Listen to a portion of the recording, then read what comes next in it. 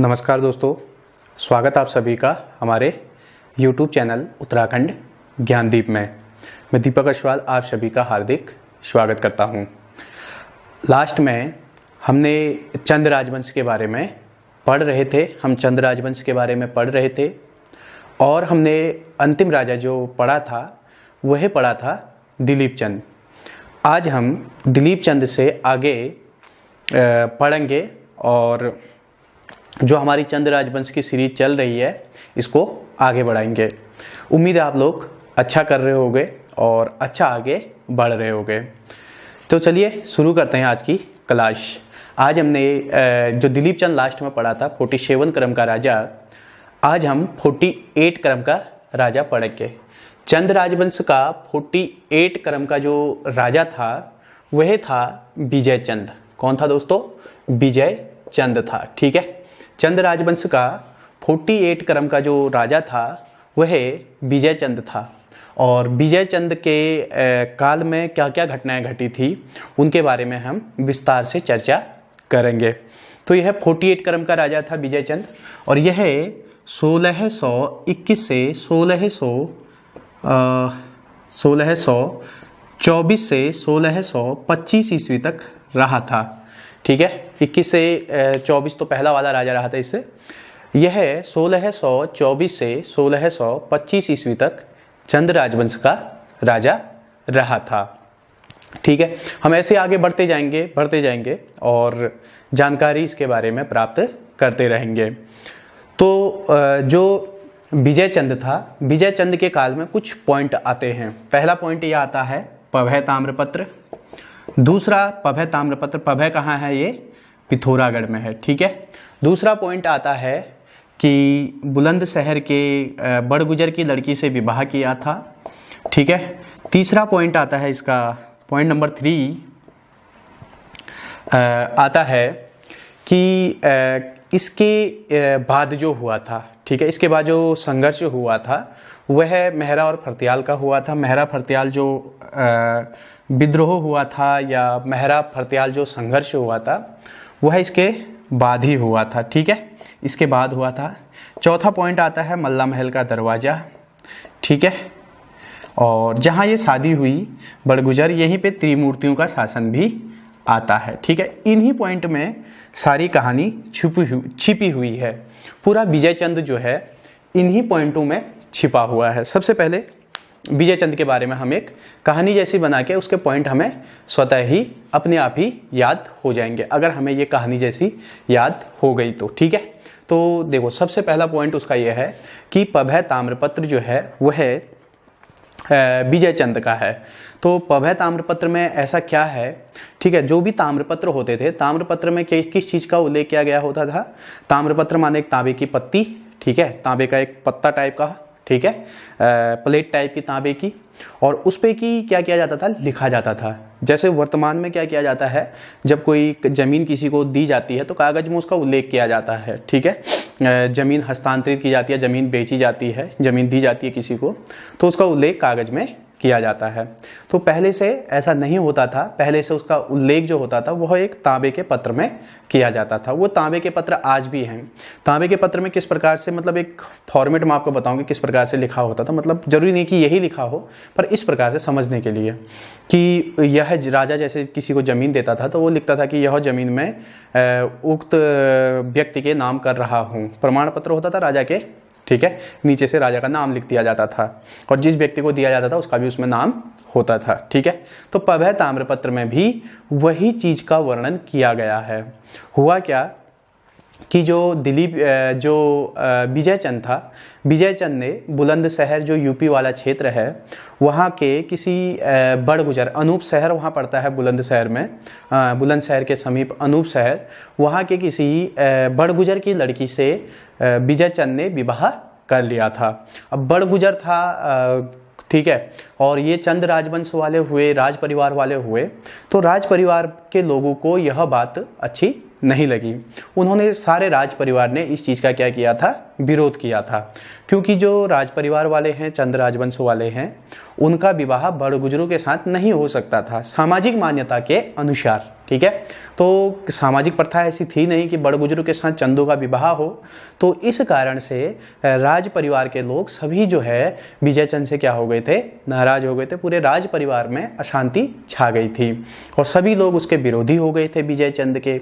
विजय चंद का जो विवाह कराने वाला था, ब्राह्मण था, उसका नाम था बसु पुरोहित। और बसु पुरोहित को उसने क्या दी, विवाह कराने के उपलक्ष्य में जमीन दान दी थी। जमीन दान दी तो ताम्रपत्र पे लिखा, और वही ताम्रपत्र है पभय ताम्रपत्र, ठीक है। ताम्रपत्र जो है वो पभय का जो ताम्रपत्र है उसमें इस बात का उल्लेख किया गया है कि विजय चंद ने जो जमीन है वह अपने ब्राह्मण या अपने पुरोहित बसु पुरोहित को दान दी थी, जिसने कि उसका विवाह कराया था, और विवाह कराने के उपलक्ष्य में उसने उसको जमीन दान दी थी, ठीक है। तो वह जमीन जो थी एक पंचोली नामक व्यक्ति की थी। उस पंचोली नामक जो व्यक्ति था उसकी जमीन को बसु पुरोहित को दिया गया था। और पंचोली जो चंद राजवंश में पंचोली क्या थी, चंद राजवंश में पंचोली जो है एक जाति, आज भी पंचोली एक जाति ही है उत्तराखंड में निवास करने वाली, ठीक है। और पंचोली एक जाति है, पंचोली कोई जाति का व्यक्ति था, उसकी जमीन को बसु पुरोहित को दिया था, जिसका कि उसने ताम्रपत्र में उल्लेख किया था। वह ताम्रपत्र कहाँ से मिला है, पभय नामक स्थान से मिला है, ठीक है। पहला पॉइंट तो ये हो गया कि विवाह भी हो गया और विवाह के बाद जो विवाह कराने वाला था उसको जमीन भी दे दिया। तो ये सारे पॉइंट जो हैं वहीं से प्राप्त हुए हैं, ठीक है। सारे लोग नाराज हो गए थे और जो शासन था इसके काल में हुआ क्या कि जब ये राजा था विजय चंद जब गद्दी पर बैठा था उस समय यह बहुत छोटा था, यानी अवयस्क था, और यह गद्दी पर बैठ गया। गद्दी पर बैठा तो जो शासन है, शासन 3 लोगों के हाथ में रहता था। पहला व्यक्ति था सुखराम कार्की, जिनको कि त्रिमूर्ति कहा जाता था। इन 3 लोगों को क्या कहा जाता है, उत्तराखंड के इतिहास में त्रिमूर्ति कहा जाता है। पहला था सुखराम कार्की, और दूसरा था पीरू गुसाई, और तीसरा था सौर क्षेत्र का विनायक भट्ट। वो भी इनके त्रिमूर्ति यानी इस दल में शामिल हो गया, जो कि सौर क्षेत्र का था। तो 3 लोग ये शासन देखते थे, और कहते हैं कि जो राजा विजय चंद था, विजय चंद भोग विलास में ही डूबा रहता था, और सारा शासन, सारी पावर जो रहती थी इन्हीं के पास रहती थी। ये बहुत ज़्यादा अत्याचारी हो गए थे, और ये क्या करते थे, अपने शासन को बहुत अत्याचारी तरीके से चलाते थे।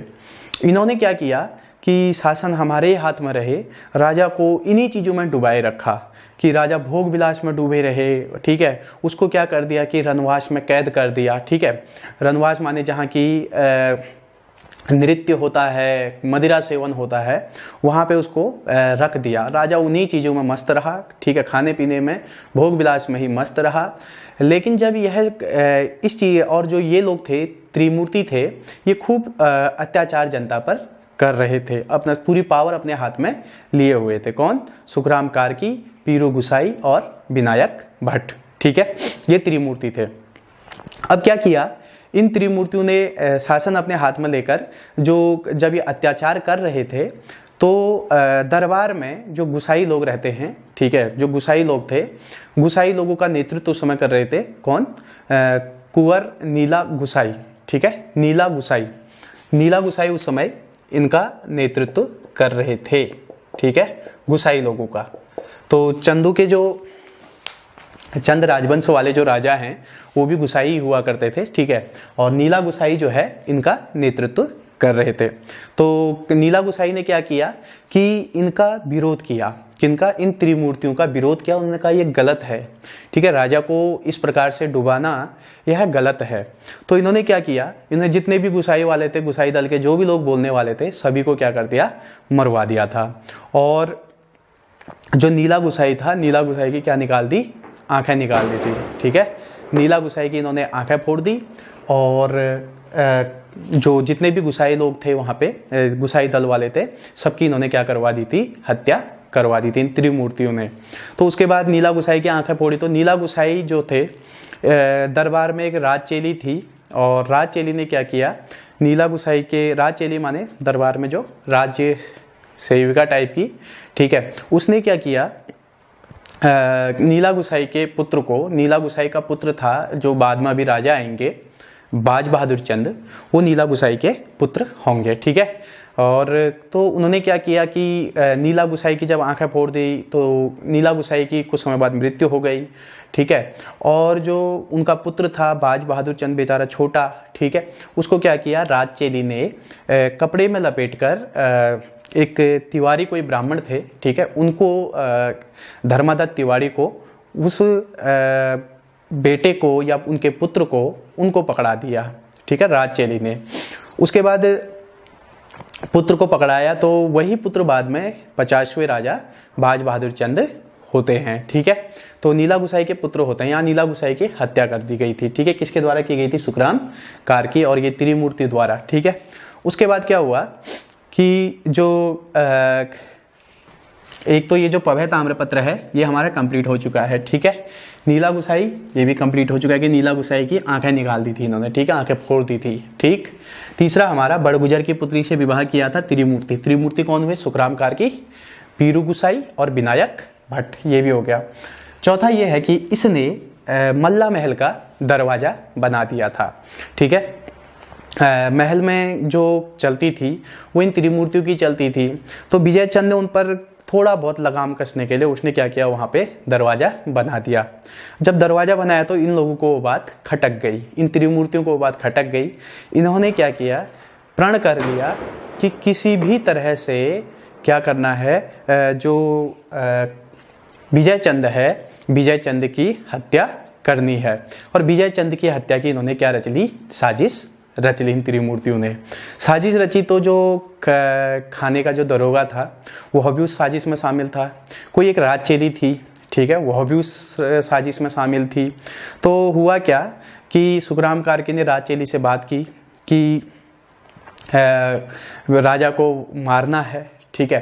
तो जब इस प्रकार की बात की तो राजचेली भी तैयार हो गई। उसने कहा ठीक है, मैं आवाज़ लगाऊंगी, जब राजा भोजन कर रहे होंगे मैं आवाज़ लगाऊंगी, आप आ जाना, ठीक है, और राजा को मार लेना, ठीक। जो भोजन का दरोगा था वो भी मिला हुआ था, उससे भी बात की, वो उसने भी कहा ठीक है, मंजूर है। और वैसे ही विजय चंद के बारे में जब से उसने विवाह किया था तब से उसके बारे में कोई खास मतलब लोग रुचि नहीं दिखाते थे, ठीक है। तो हुआ ऐसा ही कि जब राजा भोजन कर रहा था राजचेली ने आवाज़ लगाई कि हाथ धोने आ जाओ करके, ठीक है। तो जो सुखराम कारकी है वह गया, अंदर गया और उसने राजा की क्या कर दी थी, गला घोंटकर हत्या कर दी। हत्या की तो उसके बाद सबको यह बताया गया, जितने भी राज दरबारी थे सबको यह बताया गया कि जो राजा की मृत्यु हुई है वह स्वतः ही हुई है, किसी ने उसकी हत्या नहीं की है। लेकिन धीरे धीरे करके इस बात का पता सभी दलों को चल गया, मेहरा दल को, फरतियाल दल को, सभी को पता चल गया कि इनकी क्या की गई है, हत्या की गई है। हुआ क्या था कि इन त्रिमूर्तियों ने सभी गुसाइयों की हत्या कर दी थी, ठीक है। बमुश्किल से लक्ष्मी चंद के 2 बेटे बचे थे। एक बचा था नारायण चंद और एक बेटा बचा त्रिमल चंद। ये लक्ष्मी चंद के 2 बेटे बमुश्किल से बचे, एक नारायण चंद और एक त्रिमल चंद। जो नारायण चंद था वह भी इन त्रिमूर्तियों से अपनी जान बचा के वह डोटी भाग गया था, डोटी माने नेपाल भाग गया था। और जो त्रिमल चंद था, त्रिमल चंद अपनी जान बचा के गढ़वाल के राजा श्यामशाह के पास चला गया था। और वो जब गढ़वाल के राजा श्यामशाह के पास गया तो वहीं रहने लगा था और वो डोटी रहने लगा था। तत्पश्चात जब सभी दलों को यह पता चला कि विजय चंद की जो हत्या की गई है वह सुखराम कारकी या इन त्रिमूर्तियों के द्वारा की गई है, तो सभी लोग जागे और उन्होंने कहा कि अब जो है हम अपना राजा तय करेंगे। तो सभी दल अपने राजा तय करने के लिए चल दिए। अब राजा का बेटा ही राजा बनेगा, यानी लक्ष्मी चंद के बेटे, लक्ष्मी चंद के 2 ही बेटे बचे थे, एक त्रिमल चंद और एक नारायण चंद बचे थे, ठीक है। तो उन्होंने ही राजा बनना था। उसके बाद हुआ क्या कि जो मेहरा दल वाले थे, मेहरा दल वाले त्रिमल चंद को लेने के लिए गढ़वाल चले गए। और जो फरतियाल दल वाले थे, क्योंकि ये दल आपस में क्या होते थे मतलब कि कंपटीशन की भावना, प्रतियोगिता की भावना इनके मन में भी थी। जो फरतियाल दल वाले थे वो डोटी चले गए, किसको लेने के लिए, नारायण चंद को लेने के लिए, ठीक है। वो नारायण चंद को लेने के लिए डोटी चले गए, वो गढ़वाल चले गए। डोटी गढ़वाल मतलब मैं इसे मैप से दिखा देता हूँ थोड़ा। गढ़वाल में उस समय थे श्यामशाह, ठीक है, त्रिमल चंद यहाँ थे और डोटी में थे नारायण चंद, यहाँ से, ठीक है, यहाँ से मैं दिखा देता हूँ कि यहाँ से जो फर्त्याल दल वाले थे वो इधर को गए, मेहरा दल वाले इधर गए। ठीक है, मेहरा और ये फर्त्याल दल वाले, ठीक है, वो डोटी चले गए और वो लेके लाए तो फिर इनमें संघर्ष प्रारंभ हो गया था। किस में संघर्ष प्रारंभ हो गया? मेहरा दल वालों में और फर्त्याल दल वालों में संघर्ष प्रारंभ हुआ। तो उस संघर्ष में जो आखिरी जीत हुई थी वह किसकी हुई थी? मेहरा दल वालों की हुई थी। तत्पश्चात जो नया राजा बनाया गया था वह किसको बनाया गया था? त्रिमल चंद को बनाया गया था। हालांकि मेहरा दल की जो जीत हुई थी उसमें किसका योगदान था? श्याम शाह का। और गढ़वाल का राजा कौन था उस समय? श्याम शाह। श्याम शाह की मदद से ही त्रिमल चंद राजवंश की गद्दी पर बैठा था। ठीक है, तो ये सारी जानकारी हो गई किसके बारे में?